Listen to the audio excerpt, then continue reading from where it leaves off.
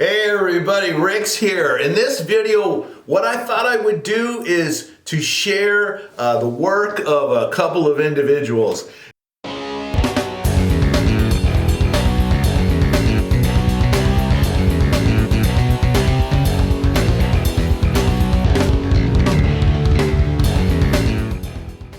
Now, I can identify one of them. He's an artist out in London or England, somewhere out there. He has a studio out there, and he had been creating these acrylic paint abstract. Well, here you can see the images yourself. Here they are. He uses my quick transfer paper in these particular pieces, where he combines the image transfer, and then he has his paintings around it. I don't know if he paints first and then puts the transfers on there, or if he puts the transfers on first and paints around it. I didn't get a lot of detail on the specifics as to the procedure, but I'm going to be doing a small canvas myself in the near future, where I'm going to put an image transfer with acrylic paint. I'm not a painter. I don't know how to paint, but I figured, hey, we'll give it a shot. We'll see what kind of image we can come up with, and then I'll include an image transfer on the canvas, and let's just see what we can do with that. But anyway, I wanted to share his work, give him some props for some really cool stuff here. I got some more images from another creative individual over in New York. I cannot identify who he is. He doesn't want to be famous.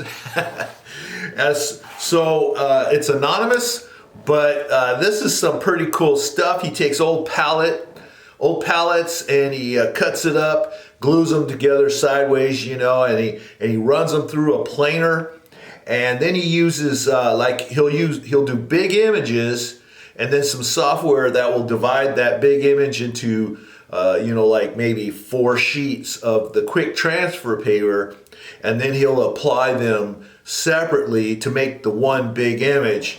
I don't have the specifics on every little detail, and I plan on also experimenting with that in a future video. I'll go get some pallet wood and go through the whole process as well. But so he uses the quick transfer paper for that, and he puts it on there, and he makes these really rustic looking pieces of art. And you can see from the images here, these are so cool. Now, when you're dealing with these big size images, the odds are really high that you're going to have some spots that don't transfer out. Sometimes he touches it up with a little bit of paint. Sometimes he leaves them alone.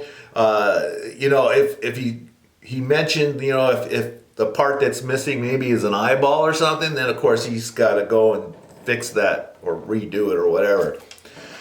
He mentioned sometimes sanding down and doing it again or whatever.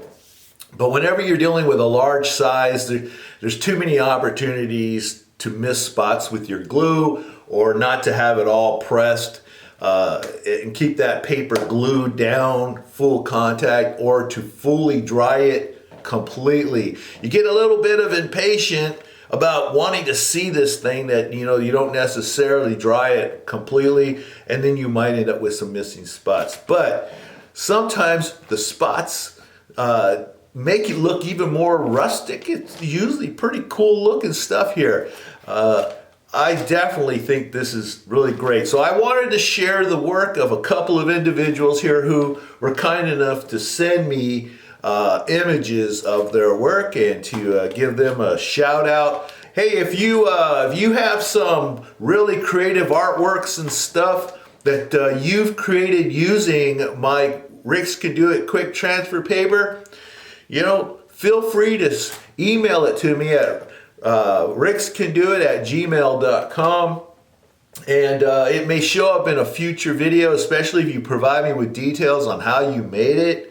And also let me know if I can mention your name or not. I'd love to be able to give people a shout out on this channel for sharing their work. But if you don't like that, I will, of course, respect your privacy and keep you anonymous. But anyway, I hope you enjoyed this video, and if so, please give me a thumbs up. Subscribe if you haven't done so already, and click that notification bell so that you be informed of any upcoming videos on this channel. We'll see you in the next one. Take care. Bye.